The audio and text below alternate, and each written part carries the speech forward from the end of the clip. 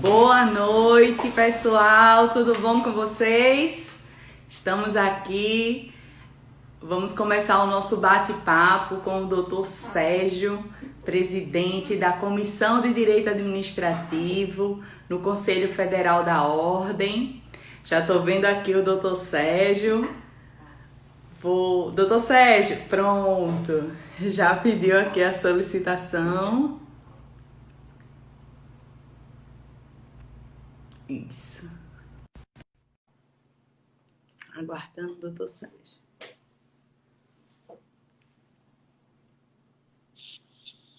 Oi, Bruna. Oi, Lívia. Boa noite, doutor Sérgio. Tudo bom? Tudo bem, Alexandra? Tá me Tudo bem ouvindo para todos os colegas? Estou te ouvindo bem, te ouço bem, vejo bem. Não sei como é que está o meu áudio para vocês, tá bom?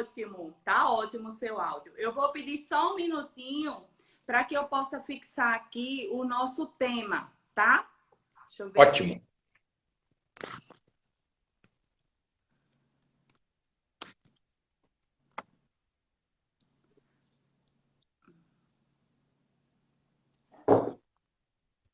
Ficou fixado agora o nosso tema. Presidente, boa noite. Seja muito bem-vindo aqui à nossa sala. Eu ainda não estou tão confortável e familiarizada com essa modernidade toda. A gente está dentro de uma sala e diversas pessoas nos acompanhando, né? Eu acho que com certeza, essa é a nossa segunda live. Eu fiz a primeira lá no Instituto de Direito Administrativo, com o Dr. Gilberto Valle, foi uma live excelente. E agora eu tenho a honra de lhe receber aqui no perfil da ABA, da Comissão de Direito Administrativo Nacional da ABA. Seja muito bem-vindo, presidente. E como eu estou lhe chamando de presidente, eu já deixei aqui uma fila, uma colinha, para dizer para todas as pessoas que estão nos assistindo, que eu estou vendo aqui bastante gente entrando, o que seria um resumo do seu currículo. Um resumo bem modesto, presidente, porque o currículo, se eu fosse falar, ia tomar metade da nossa live. Então, aí eu peguei alguns pontos. Canidé, seja bem-vindo, Canidé. Atalhe, inclusive em respeito ao Canindé. Um abraço para o Canindé, para todo mundo. Boa noite, Canidé. Então, quem é o doutor Sérgio Cristóvão? Doutor Sérgio, ele é mestre e doutor em Direito Constitucional, conselheiro federal da OAB pelo estado de Santa Catarina. Como é que está aí sua terra? Está muito boa, muito boa. Todos confinados em tempos de Covid, mas ainda continua sendo a Santa e Bela Catarina. Né? Muito bem. Rivaliza em beleza com a tua belíssima Maceió. É verdade. Eu sou suspeita de falar, mas Maceió não tem como comparar, não. Maravilhoso. Aliás, o Brasil inteiro, se me permite, é de beleza sem par, né? Convenhamos. Verdade, é verdade. A terra do Canindé também é muito bonita. Ah, sem dúvida, sem dúvida. Agora a gente vai ficar com crédito com o Canindé, né? Agora a gente já tem um crédito com o Canindé. E eu tenho a honra de ter esse mestre do direito, essa pessoa de conduta ilibada, você, Sérgio, para mim, além de todo o respeito e lealdade que você imprime quando as pessoas te conhecem, eu ainda tenho a felicidade e a sorte de ser a primeira presidente da Comissão de Direito Administrativo aqui no estado de Alagoas e ter você lá na ponta, lá no Conselho Federal. Isso, para mim, me deixa numa tranquilidade que você não tem noção. Muito feliz em ter você lá na frente. E, além de tudo, exerce o magistério. É professor universitário. Então, meu amigo, essa noite a palavra é tua. Vou fazer como diz o candidato, vou passar a bola para você. Eu fiz aqui um guiazinho, né? Eu fiz aqui uns apontamentos bem modestos e tudo, para não passar uma hora aqui calada, né? Só vendo a aula do professor Sérgio. Mas aí a gente vai trocando aqui as ideias. Fique muito à vontade. Esse espaço aqui é seu, é nosso. E pode fazer as suas considerações, já que eu tive o atrevimento de lhe apresentar para todos que nos ouvem. pode fazer as suas considerações e a gente começa a nossa conversa. Muito bem, eu te agradeço muito, Alexandra. Eu quero primeiro agradecer o convite e cumprimentar a Comissão de Direito Administrativo da ABA, na pessoa da nossa presidente, a Marilene Carneiro Matos. Quero cumprimentar todos os colegas, então, da Associação Brasileira de Advogados, mas quero fazer aqui um cumprimento todo especial. Especial pela a qualidade da tua atuação junto à Comissão de Direito Administrativo da OAB das Alagoas, uma qualidade que vem não só pelo talento que tu imprimes, né, em tudo que tu faz, mas também pela energia e a tenacidade que tu aplica nos projetos, né? Eu não sei como, o que tu faz com a tua vida pessoal, porque profissionalmente e como oabiana, tu és, assim, impressionantemente enérgica. Como se diz aqui no Sul, a gente brinca que é ligada no 220, né? É sempre alta potência. Então, eu quero te cumprimentar, quero agradecer muito o convite. Estou honrado e lisonjeado, né? Ainda mais para falar para um tema sobre como esse, controle social do Estado em tempos de pandemia. Cabe o mundo aqui, sejamos honestos, né? Controle social do Estado em tempos de pandemia, nós vamos ter que selecionar alguns temas para conversarmos com os colegas que nos dão a honra, né, da audiência e da assistência essa noite. Eu vi alguns colegas passando aqui, mas vi o nome do nosso estimado vice-presidente do Conselho, da Comissão de Direito Administrativo do Conselho Federal, nosso amigo Canindé Maia, meu colega de Conselho Federal. Quero fazer questão de ressaltar os agradecimentos pela honrosa audiência e por estar ombreando conosco, né, nas lides ali da comissão. Teremos semana que vem uma reunião da comissão, eu acho que já chegou informação, né, uma reunião importante. Dia 22 vai contar com representantes de todas as comissões e representações das nossas 27 seccionais e toda a estrutura da Comissão de Direito Administrativo da OAB Nacional. Então, é uma satisfação muito grande falarmos num momento como esse. Eu procurei, Alexandra, e tentar transformar essa live em algo bastante leve, sim, porque o tema é muito árido, o tema é muito complicado, o momento que nós estamos vivendo é muito complicado, nós estamos aprendendo, nós estamos repensando, nós estamos quase, é como uma criança que está aprendendo a caminhar. Nós estamos a dar os primeiros passos como sociedade nisso que se impôs, que é a pandemia da Covid-19, nos tomou de assalto a vida, uns mais, outros menos, mas todos de uma maneira ou de outra. Alguns ceifou, inclusive, a vida, o bem mais precioso, né? De outros ceifou a liberdade, em uma maior ou menor escala, mas eu, até por formação e por dever de reflexão, eu fico muito aflito com aqueles que têm ceifado a sua condição de subsistência, efetivamente, né? Aqueles que têm tido ceifado o mínimo vital e existencial, aqueles que estão com dificuldade, com fragilidade, inclusive alimentar. Eu acho que é a esses que nós devemos lançar o nosso olhar mais imediato e o nosso olhar mais que implique em alguma consequência. Eu acho que nós precisamos cobrar do Estado que nos aponte soluções. Bem ou mal, é o Estado que nós temos, é no Estado que nós confiamos os nossos bens mais caros, e nós precisamos ter isso em mente. Eu te peço desculpas até, Alexandre, por essa introdução, mas eu estou muito impactado e muito preocupado com a Covid-19. A Covid-19, ela ainda não mostrou a sua face mais perversa, que é o seu olhar nada condescendente com os mais vulneráveis, com aqueles que mais precisam. Esses que já são assaltados por toda a ordem de dificuldades e adversidades, esses serão novamente as maiores vítimas, né? A Covid-19 veio como uma espécie de uma doença de grife, né? Até se falava que era doença de rico, porque ela veio pelos aeroportos, ela veio pelos portos, mas quando ela mostrar sua face na favela, no subúrbio, nos centros de aglomeração mais sensíveis e vulneráveis, é que ela vai mostrar o quanto ela é perversa. Ela já está mostrando o estrago que ela está fazendo na economia, ela já está mostrando o estrago que ela está fazendo na geração de emprego, de renda, e ela já está mostrando e mostrou muito firme o estrago que ela fez com a saúde nossa, física e psicológica. Precisamos pensar sobre isso como sociedade. Isso tem muito a ver com o nosso tema de hoje. Sim. Porque é a sociedade olhando para o Estado. Sim. É a sociedade encarando o Estado. É importante nós pensarmos em controle social, e aí eu te proponho, e proponho aos nossos colegas, uma dupla percepção aqui dessa minha fala bem inicial. Pretendo falar não muito mais do que uns 10, 15 minutos inicialmente, para depois nós fazermos um bate-bola.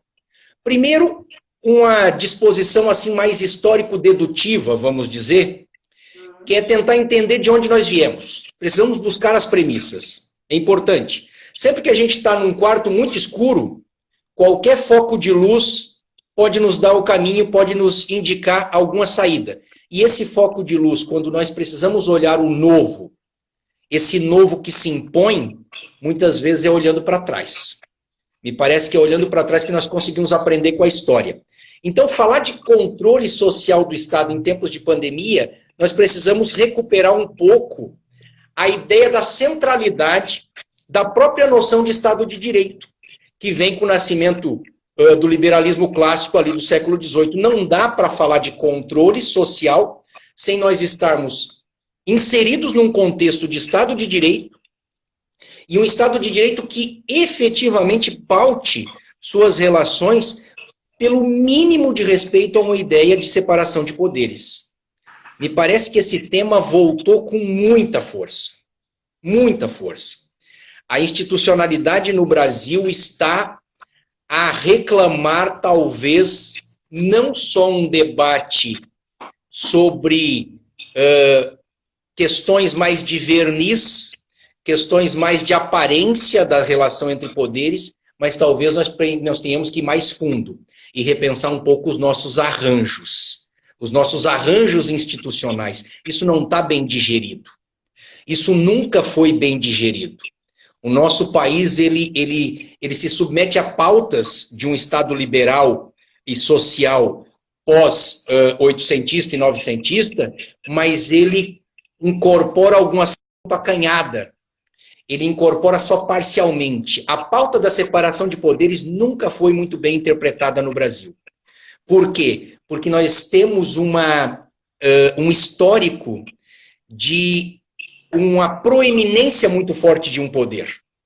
E esse histórico de proeminência muito forte de poder, sobretudo nos governos militares, nós meio que acostumamos com essa ideia de um poder muito forte. E vem a Constituição de 88 e diz, não pode funcionar assim. As coisas precisam andar num certo passo de harmonia e interdependência. Mas 30 anos depois nós chegamos à conclusão que nós não aprendemos a lidar muito bem com esse sistema. É claro que nós temos separação de poderes desde a Constituição da República, e antes nós já tínhamos essa disposição. A Constituição de 1824 já falava em separação de poderes, óbvio, mas tudo com a Constituição de 88 ganhou outro colorido. A própria ideia de legalidade, que é tão cara, né? A modernidade, essa sacralidade que nós fizemos com a lei, né? Enquanto nós antes meio que obedecíamos as leis que vinham a partir de uma ideia de uma justificação mítica, teológica, religiosa, nós passamos a acreditar na lei como uma espécie de vetor das nossas ações e um normalizador da atuação dentro da sociedade. Mas, na verdade, nós meio que sacralizamos a lei também. Virou uma espécie de transferência do sagrado. O sagrado, que era obedecer um mandamento, virou obedecer uma lei racional do humano. Isso também não foi muito bem digerido por nós. Até porque nós, no Brasil, temos uma diferença de relação com a legalidade de outros países. Isso pode ser explicado até pela nossa colonização, pela ideia de nós sermos sempre explorados pelo estrangeiro que nos dava as leis. Descumprir as leis era um ato, inclusive, de rebeldia pró-nação, pró-pátria. Então, nós temos todo esse conflito, né? E a ideia de legalidade é tão cara para nós e está tão complicada. Falar de controle é inerente a falar de Estado. Não existe Estado sem controle. pelo menos não existe Estado de Direito sem controle. Montesquieu lembrava, né? Todo aquele que tem poder tende a dele a abusar. Eu complemento. Quem tem mais poder tende a abusar mais do poder. Então, sempre que nós tivermos mais concentração de Estado, no sentido de concentração de poder em mãos de alguns, nós tendemos a ter mais abusos destes. O que limita o abuso do poder, senão o controle? Só o controle. O controle, portanto, que é por mim, muitas vezes, eu tenho que confessar, criticado, que é por mim, muitas vezes, apontado como um problema, se eu olhar mais atrás, eu tenho que admitir que o controle é inerente ao Estado de Direito. E aí talvez nós não estejamos a criticar o controle, e sim a criticar um certo tipo de controle que existe no Brasil, que talvez não seja o mais eficiente, que está longe de ser o mais barato, e com certeza não é o mais democrático. O controle mais democrático que existe é o controle da própria sociedade. É o mais barato e é o mais eficiente. É disso que nós vamos tentar falar um pouco hoje. Eu só estou falando dessas premissas porque é de onde nós viemos. É meio que pensarmos os nossos antecedentes históricos. E é aí que nós temos que encaixar essa ideia do controle social, a partir da Constituição de 88. É o recorte que eu também proponho aos colegas nesse segundo momento, depois de uma recuperação histórica, o controle no Estado constitucional pós-88. Nós temos 3 problemas aqui básicos. Primeiro, nós nos dizemos uma república democrática, quando, na verdade, estamos aprendendo a ser república e estamos cumprindo muito pouco das promessas da democracia. Se nós notarmos, a Constituição de 88, no artigo 1º, parágrafo único, início, já diz que todo poder emana do povo. Portanto, coloca o povo como soberano do poder. Aquele que detém o poder efetivamente. Pois se nós formos ler, Alexandra e colegas, a Constituição, nos seus seguintes artigos, até o 250, nós vamos ver sempre formas de a Constituição dizer o que ela disse no artigo 1º, parágrafo único. Ela começa estabelecendo uma premissa, quase como uma espécie de um mantra, quase como uma espécie de totem. O poder é do povo. E aí ela começa a dizer, é do povo mais isso, é do povo mais aquilo, é do... Note, ela começa a dar as reticências. Porque, na verdade, nós no Brasil temos, honestamente, uma certa dificuldade de lidar com essa categoria povo. Vamos ser honestos. Nós já tivemos a instauração da República no Brasil sem povo, por golpe militar, bem ou mal. Isso tem, as Alagoas têm uma participação firme nessa questão, né? A terra dos marechais.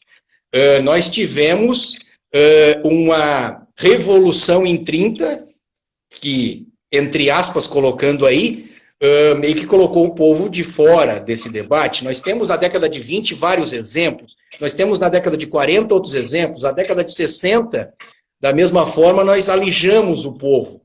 Mas assim, é o que temos. A República Democrática Brasileira, para mim, é uma construção constante. Sim. E é nesse sentido que eu convidaria vocês a refletirem a densidade que ganham alguns princípios no modelo de república democrática. Note, é a primeira Constituição que fala em impessoalidade. É a primeira Constituição que fala em impessoalidade como princípio. É a primeira das nossas Constituições que dá uma característica tão forte para a publicidade como nós temos. E aí a publicidade tem total a ver com o nosso tema de hoje. Porque a publicidade anda de mãos dadas com a transparência. Publicidade e transparência são irmãs siamesas, filhas de uma dimensão republicana. Eu não tenho como ter uma república se não tiver publicidade e transparência. A ideia de accountability, que é tão mais comum agora da década de 90 para cá, vem direto para discutir conosco e dialogar conosco nessa noite. Tanto aquela ideia de accountability vertical, a existência de órgãos e estruturas e instituições que consigam controlar o Estado, como a ideia de accountability horizontal, que é aquela ideia de instauração de mecanismos que permitam aos cidadãos e à sociedade monitorar o poder público. Exigir prestação de contas de todos os agentes políticos e os agentes públicos. Ou seja, detentores ou não de cargos públicos têm que prestar contas para a sociedade. É isso que a ideia de accountability traz para nós. Isso é central. Como é que nós fazemos isso, Alexandra e colegas que nos dão a honra da audiência e da assistência nessa noite? Como é que nós fazemos isso se nós não tivermos acesso total e irrestrito a tudo que não é segredo no Estado? Nós temos essa dificuldade enorme no Brasil de lidar com Estado, publicidade e transparência. Parece que é público, mas nos é dado como segredo. Parece que a regra, que é a da transparência, vira uma exceção. Só bem recentemente, sejamos honestos, não tem nem uma década que nós temos uma lei de acesso à informação. E nós sabemos por que nós tivemos essa lei. Não foi assim tão pela vontade do Estado e das nossas estruturas de representação no Congresso Nacional. Foi por imposição, inclusive, de órgãos externos a que o Brasil estava vinculado e precisava demonstrar cabalmente que se envolve com a dimensão do acesso à informação. Antes tarde do que mais tarde ainda. Hoje nós temos uma lei de acesso à informação. E ela é muito boa, sejamos honestos. O que nós precisamos é aprender a respeitá-la na sua integridade, na sua amplitude, e aprendermos com a ideia de que o segredo é a exceção. O segredo é que tem que ser justificado, não a transparência. A transparência é automática. O Estado não vive a calada, o poder público não funciona a portas fechadas, não funciona na decisão de copos de uísque ou rodadas de charutos. Isso não pode existir. Ah, mas Zé Cristóvão, isso existe. Sim, é contra isso que nós temos que lutar. Porque só há possibilidade de controle social se houver transparência. É inerente à ideia de controle social a ideia de transparência. E aí, por isso que eu trago para os colegas um terceiro ponto, nessa reflexão bem inicial, para nós pensarmos que controle social é esse. Eu acho que isso é importante nós discutirmos. Em que medida é possível falar em controle social no Brasil? Esse eu acho que é um ponto. Nós temos uma democracia ainda muito frágil, está dando com sobras provas de que está ainda muito frágil. As provas têm vindo assim, como nós não queríamos que viessem, mas a nossa democracia ainda está muito fragilizada. E nós temos uma ideia de participação ativa para a cidadania como algo ainda dado a poucos, né? E isso é complicado. Isso é muito complicado. Primeiro, como é que eu vejo o controle social? Alexandra, colega Alexandre e colegas que estão nos ouvindo. Para mim, o controle social deveria vir muito mais, para muito além de um mecanismo meramente denuncista. Nós temos uma ideia de controle social como assim, aquele espaço em que se faz denúncias. Para mim, controle social tem muito mais a ver com a participação da sociedade em processos de planejamento, acompanhamento, monitoramento, avaliação de políticas públicas e da gestão pública e construção compartilhada de medidores e indicadores dessas mesmas políticas. É a sociedade olhando para o Estado não como alguém que está distante, mas como alguém que é da própria estrutura da sociedade, um copartícipe. O Estado a serviço da sociedade. É o Estado para servir a sociedade, e não a sociedade para servir o Estado. Quem serve a quem? Eu acho que nós nunca podemos esquecer disso. Não é a sociedade que está a serviço do Estado. É o Estado a serviço da sociedade e a serviço das pessoas. Então são as pessoas que devem controlar as políticas públicas. As pessoas que devem participar da medição da política pública, devem debater a esfera política da política pública. O que eu quero para a minha cidade? O que eu quero para o meu bairro? O que eu quero para o meu estado e para o meu país? Nós fazemos isso em grandes acordos, que são as eleições. Que é um problema discutir no Brasil, né? Eleição no Brasil é um problema porque a gente foi acostumado nos últimos anos a não gostar de política. Já vem de um certo tempo, sejamos honestos. Mas nós fomos acostumados, primeiro, a achar que tudo que vem da política é impuro e tudo que está longe da política é a pureza. Nós fomos acostumados a demonizar a política e sacralizar o que é técnico. Isso é um problema seríssimo. A política tem maldade e bondade, como eu tenho maldade e bondade, porque a política é feita por pessoas que são aqui do Brasil, na nossa política brasileira. Eles não são marcianos, eles não vêm de outro planeta, eles são daqui. Então eles têm problemas, eles têm interesses, eles têm o que há de bom e de ruim no ser humano. Assim como não existe esse sacralismo da técnica. É um erro sacralizar a técnica, simplesmente porque ela não existe. O que existe são debates políticos a partir de determinadas racionalidades. Mas isso também é política. Definir o que é técnico é também uma decisão política. Então, me parece que nós não podemos partir desse maniqueísmo, de que existe a maldade na política e a bondade, por exemplo, nos sistemas de controle técnico. Não me parece que seja possível fazer isso. Agora, nós temos um problema no nosso controle social no Brasil. Porque o nosso controle social no Brasil, ele é muito refém do Estado, ele se transforma num controle muito denuncista.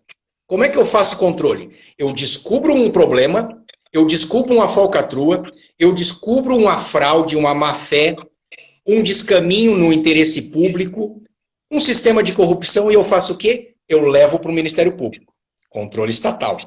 Eu levo para o Tribunal de Contas, controle estatal. Eu levo para a Controladoria Geral da União, controle estatal. Ou eu levo para o Poder Judiciário, controle estatal. Então, nós meio que colocamos o controle social numa espécie de canal de passagem só para o controle estatal. Isso me parece que vem em desserviço do controle social. Porque o controle social, na forma como eu vejo, é um controle muito menos de encontrar erros e é um controle muito mais de participar para os acertos. É uma espécie de caminhada junto para os acertos. Sociedade e Estado. E aí nós temos problemas. Sobretudo mais recentemente. Porque, muito embora nós tenhamos um momento completamente novo, com inteligência artificial, tecnologia da informação, as chamadas TICs, tecnologia da informação e comunicação, inúmeros instrumentos que dão uma amplitude de acesso para nós impressionante, nós estamos vendo um Estado aparentemente querendo se fechar, Alexandre. Aparentemente querendo reduzir o acesso. Vou citar só alguns exemplos para nós entrarmos numa outra aba e aí começarmos a dialogar.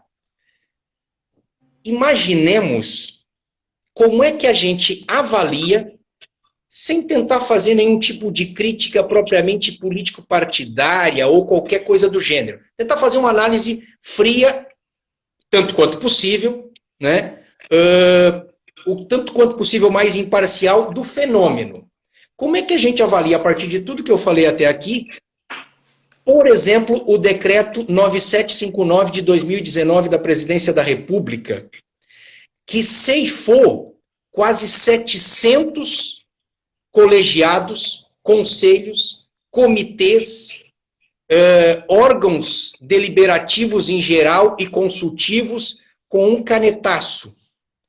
Se eu estou pensando que a sociedade precisa participar do Estado para ajudar a planejar, para ajudar a analisar, para ajudar a avaliar e para ajudar a fiscalizar, me parece que um decreto como esse vem totalmente na contramão desse Estado que olha para a sociedade como alguém que está para participar.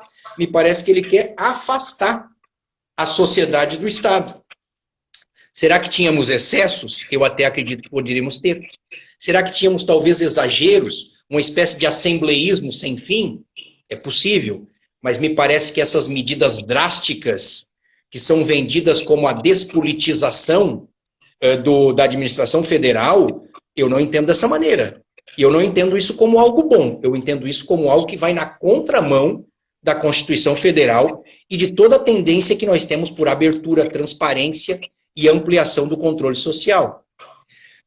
Bem recentemente, 24 de março, já na pandemia, momento seríssimo, a MP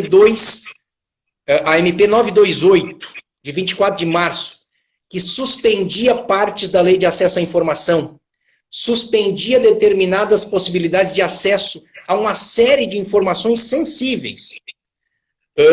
a tempo e modo, na minha opinião, o Conselho Federal da Ordem dos Advogados do Brasil provocou o Supremo Tribunal Federal por meio de ação direta de inconstitucionalidade e houve medida cautelar nesse sentido para suspender a MP.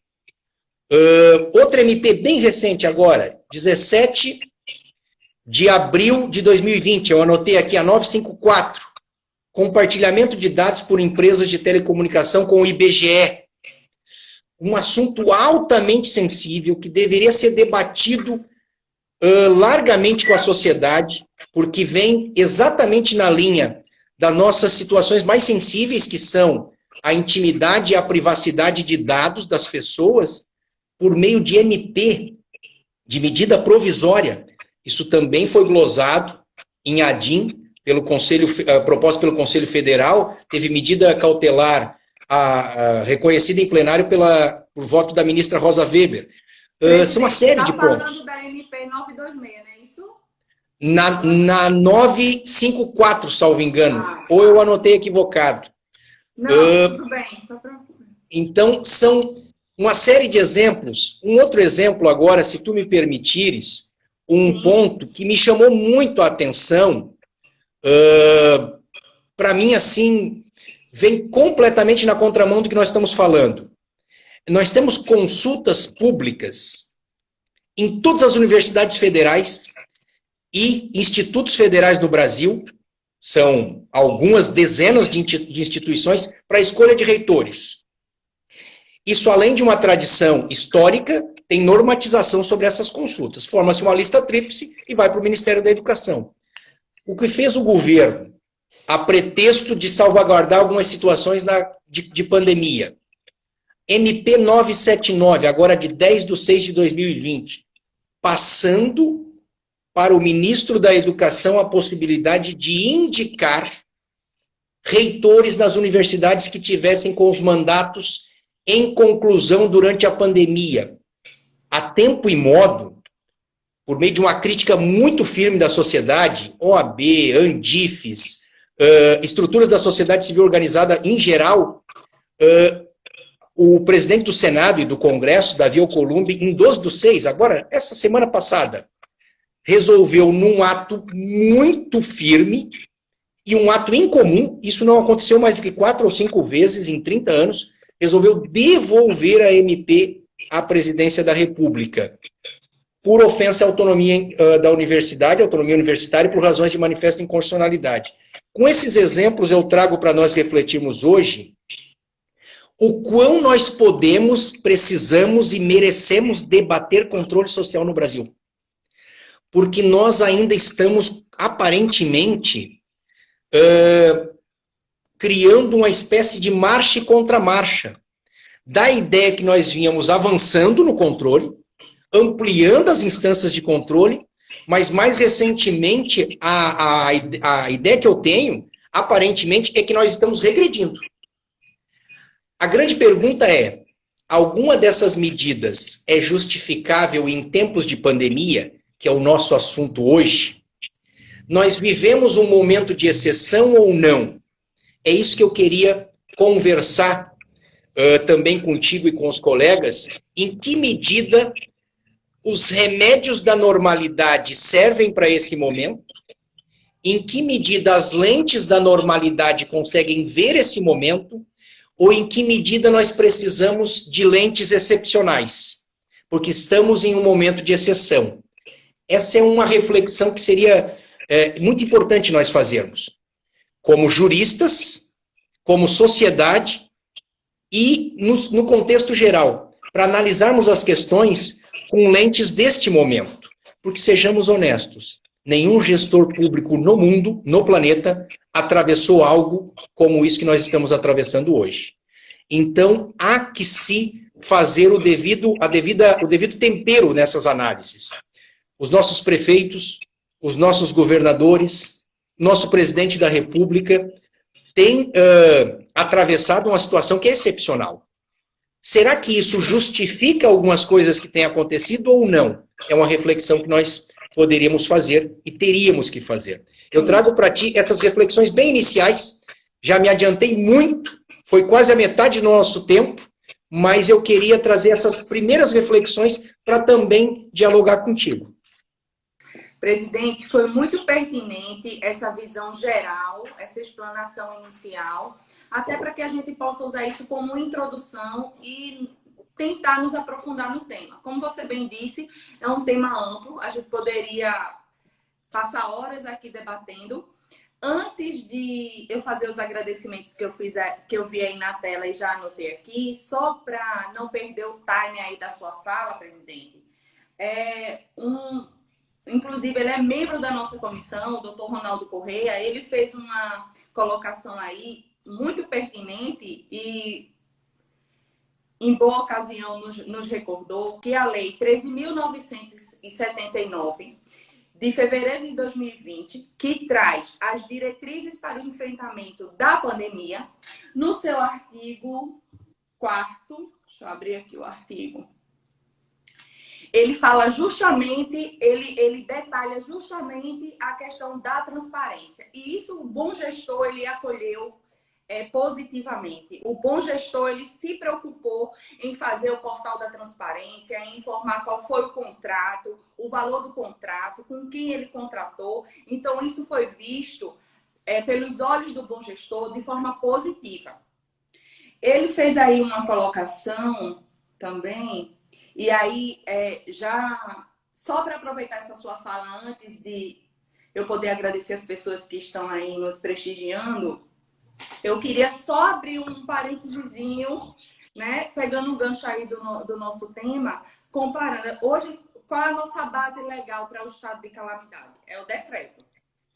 Na Constituição, nós não temos previsão de estado de calamidade. Estado de calamidade está no decreto 7.757 de 2010. Então, a gente tem essa base legal. O que é que acontece? Lá no artigo 136 da Constituição, quando ele vem diferenciar o estado de sítio e o estado de defesa, a gente consegue visualizar nessa lei 13.000, deixa eu pegar aqui de novo o número da lei, 13.979, que foi a que trouxe as diretrizes, no artigo 3º, as questões de exceção, de isolamento, de coleta de amostra clínica, tudo de forma compulsória. A gente vai adentrar dentro dessas questões que a gente está convivendo agora, né, nesse segundo momento da nossa fala, mas antes eu quero registrar que a nossa presidente, Marilene Matos, está nos prestigiando aí, falou conosco. Eu não quis interromper a fala do senhor, porque assim, não tinha como. Temos a membro da comissão, a doutora Ivani, a doutora Bruna, o doutor Ronaldo, que eu já falei.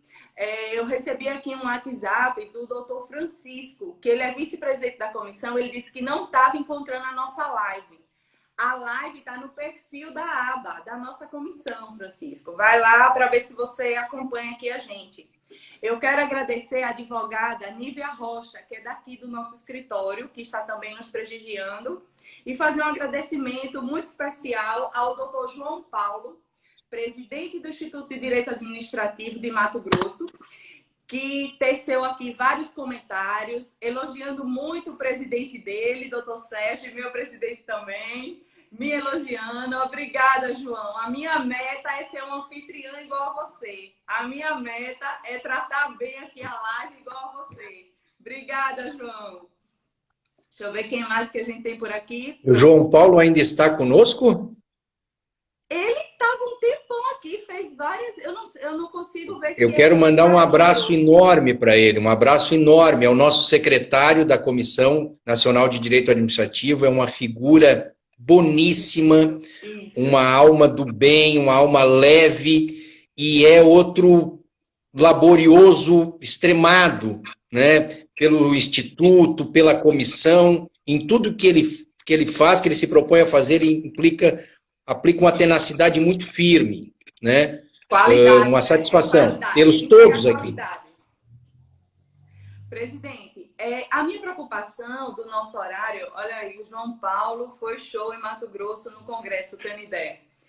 Presidente, a minha preocupação é que esse horário das 18 horas é um horário que o Instagram meio que dá uma travada, enfim, tem muita gente fazendo diversas outras atividades, mas a gente está com a audiência aqui bem bacana, a gente está com 26 pessoas agora no ao vivo logadas, né? Teve pessoas que entraram e saíram e caíram, enfim.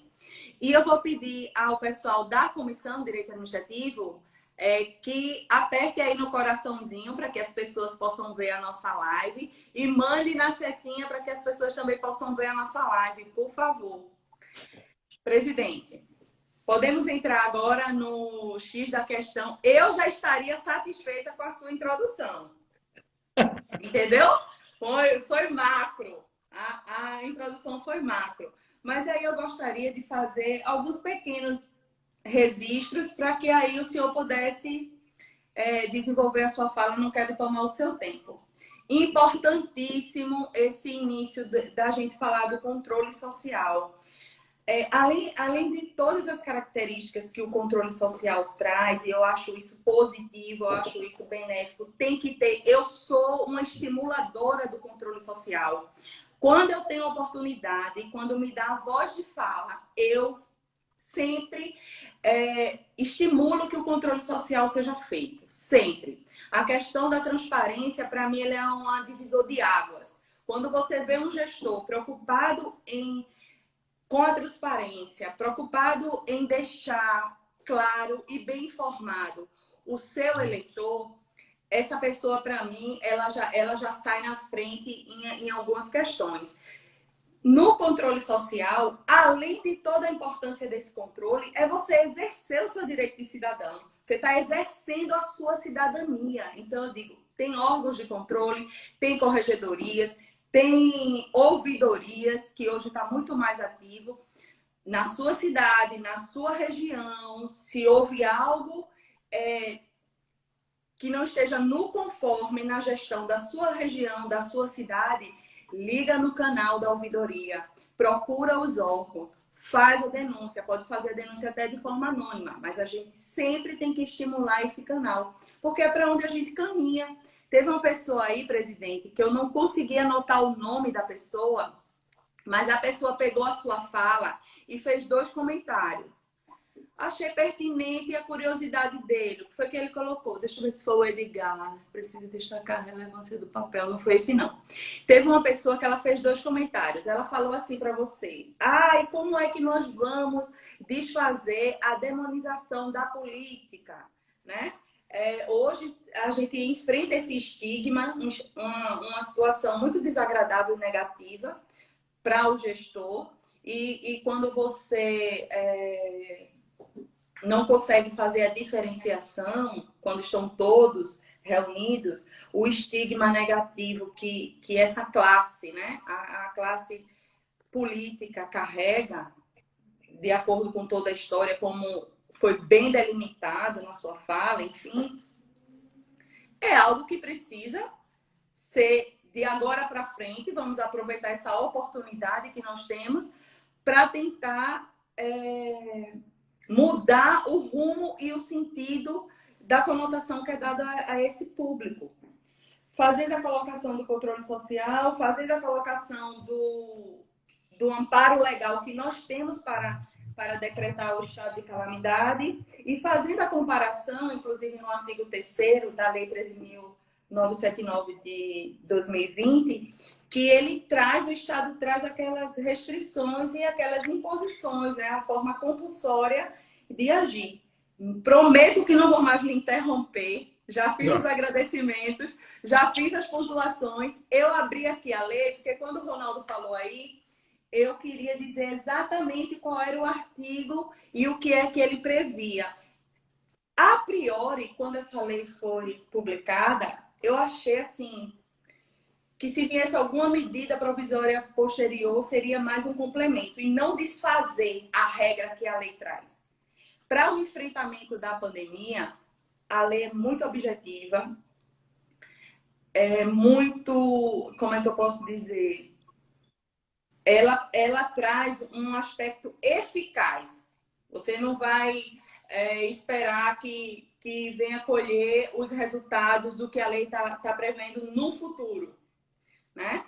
Então, assim, o artigo 3º e o artigo 4º dessa lei, se o senhor quiser abrir aí, fala justamente isso, da transparência. Inclusive, ele entra na riqueza do detalhe de dizer como poderia ser feito para enfrentar a calamidade do Covid-19, como que o gestor poderia colocar no seu portal de transparência o detalhamento do gasto público. Quando a gente vê uma soma enorme de dinheiro sendo destinada para todos os estados, e na sequência desse destino, a gente vê várias operações em conjunto do Ministério Público Federal, da Polícia Federal, da CGU, né, que órgãos atuantes, e eu percebo que em todas essas operações a CGU tem colaborado, participado e tem tido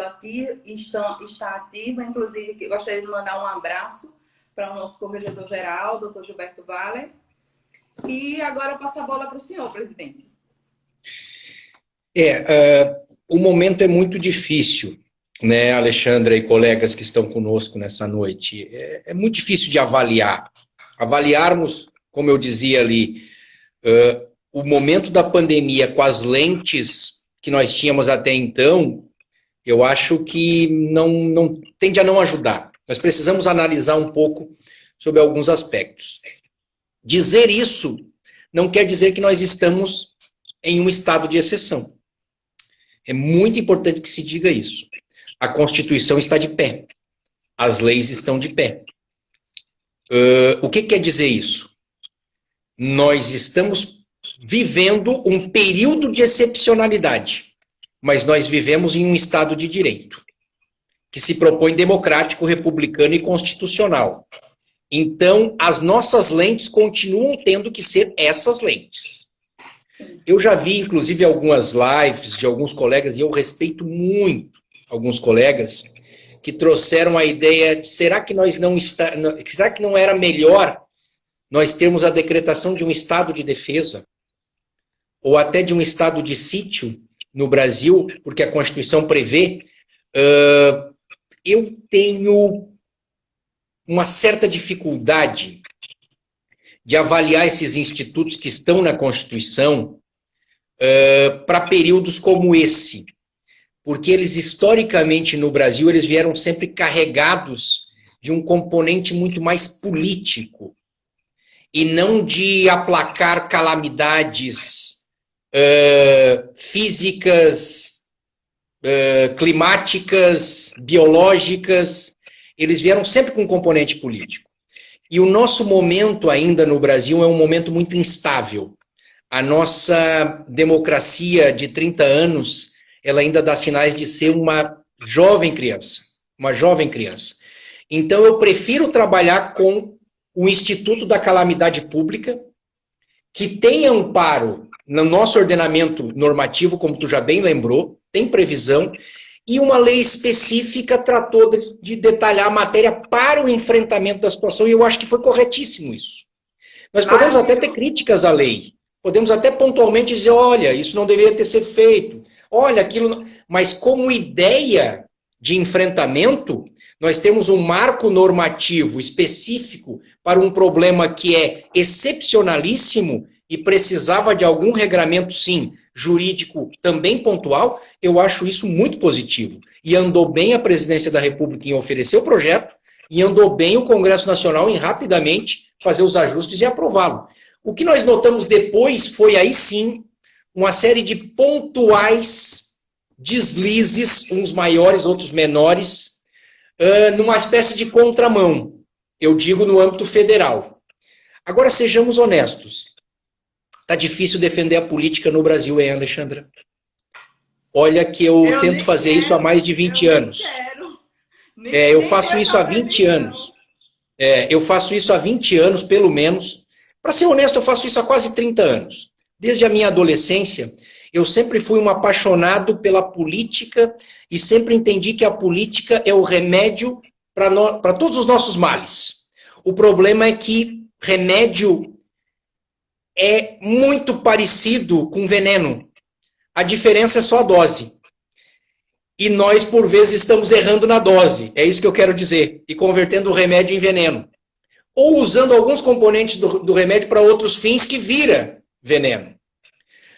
Por que eu tenho essa defesa muito firme da política? Porque, para mim, não há democracia sem liberdade. não há democracia sem igualdade. Quem debate esses dois grandes valores da liberdade e da igualdade é a política. Então, a política é uma espécie de intermediária da democracia. Ela é um instrumental da democracia. E não há política sem políticos. É impossível nós termos política sem políticos.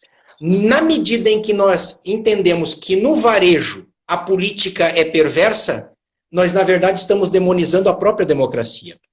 Note que esse discurso é muito bonito, mas na prática no Brasil é muito difícil fazer esse discurso. Sobretudo, por exemplo, quando nós notamos, num momento muito sensível de pandemia, num momento totalmente excepcional, nós notamos sistematicamente o surgimento de denúncias com a aplicação de recursos específicos voltados ao enfrentamento da Covid. Isso aconteceu aqui em Santa Catarina, nós estamos no meio de uma operação duríssima aqui em Santa Catarina, envolvendo respiradores, compras de equipamento de proteção individual. Isso está acontecendo em vários estados da federação, não é luxo aqui de Santa Catarina e nem de um ou outro estado, está acontecendo de forma quase generalizada. Dá um desânimo enorme defender a política. Sejamos honestos. Mas é o que temos. É o que temos. Eu prefiro criticar pontualmente a política e continuar defendendo como ideia. Vivemos um momento de exceção. Sim, vivemos. As liberdades podem ser excepcionadas? Eu entendo que sim. Eu entendo que sim. Não existem valores absolutos na Constituição. Nem a vida, que é o mais essencial de todos os valores, é de tal maneira absoluto que não possa ser sonegada em determinados casos muito específicos. Muito específicos. Então, se até a vida pode ser sonegada, em algumas situações, e sejamos honestos, na prática nós vemos o sistema jurídico admitindo isso quase que diariamente no Brasil, né? Um sistema carcerário altamente seletivo e letal que nós temos no Brasil, há décadas, né? Então nós temos que admitir que isso faz parte da nossa conjuntura. Por outro lado, é como nós fazemos para restringir as liberdades. Como que nós fazemos para restringir a autonomia das pessoas? Como que nós fazemos para restringir a privacidade, a intimidade e os valores que são caros a essas pessoas que me preocupam? Isso é que me preocupa mais, porque por nós estarmos em um estado de pandemia, não quer dizer que nós estamos num estado de não direito. Nós estamos num estado de direito. E é por isso que determinados valores, determinadas garantias, determinados interesses têm que ser preservados e assegurados. Como é que se faz esse debate? Com maturidade e tranquilidade. Porque a solução para os problemas, muito difícil de ter. Aqui em Santa Catarina, não sei se aconteceu aí com vocês em Maceió, mas eu sei que aconteceu, por exemplo, e está acontecendo em outros estados e municípios aí do Nordeste, nós tivemos fechamento de fronteira de um município para outro. Fechamento. Eu estou falando barricada com polícia. Algo que se nós falássemos... Por isso que eu vi alguns comentários de confusão. Nós estamos num estado de calamidade. Mas justamente o fechamento dessas fronteiras é o que está contido lá no 136 da Constituição. Por isso a mistura dessas duas previsões. Agora, presidente, acredite se quiser, nós temos apenas 2 minutos. Eu nunca vi uma live passar tão rápido. A gente vai ter que marcar outra de todo jeito, porque eu não estou nem na metade. Mas, Alexandra, nós nem entramos no tema.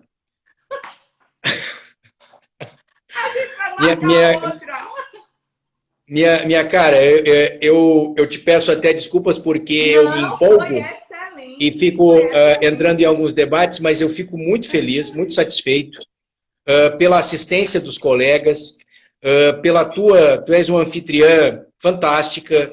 Eu me senti muito à vontade, eu sou verborrágico mesmo, tá? Peço desculpa para vocês, eu falo pelos cotovelos.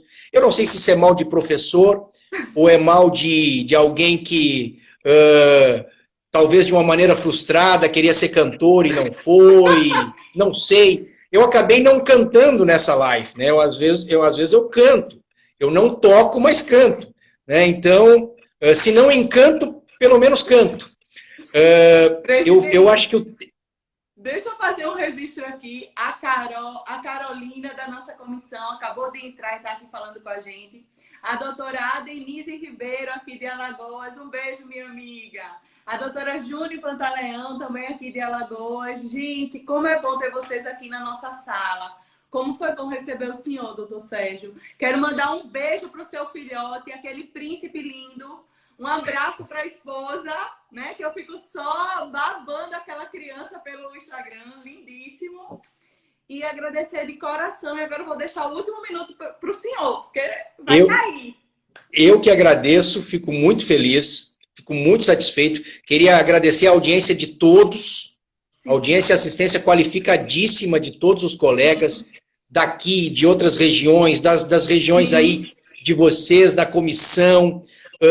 Estou muito feliz, estou à disposição para outras lives que vierem. Vamos marcar. A gente tem vamos aprofundar alguns debates que eu acho que hoje ficaram muito superficiais.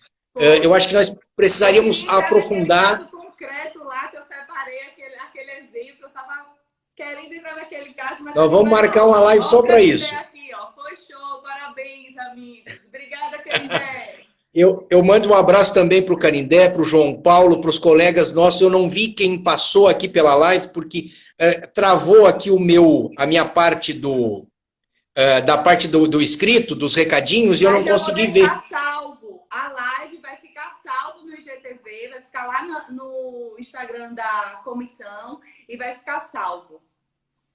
Ótimo. Eu agradeço muito, renovo os agradecimentos. Bruno aí, que ele tá querendo, ele quis que a gente aprofundasse o tema. Bruno, da próxima vez eu quero você na primeira fila para a gente aprofundar esse tema. Deixa anotado. Antes que caia a live, quero deixar um abração para vocês todos. Obrigada. Te agradecer muito, Alexandra, muito pelo convite, pela deferência de sempre. E estamos sempre à disposição, tá bom? Foi uma satisfação enorme. Da comissão.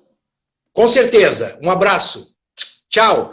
Tchau. Fiquem bem. Se cuidem, né? Se cuidem. Máscara. Tchau. Doutor Antônio entrou agora. Machado.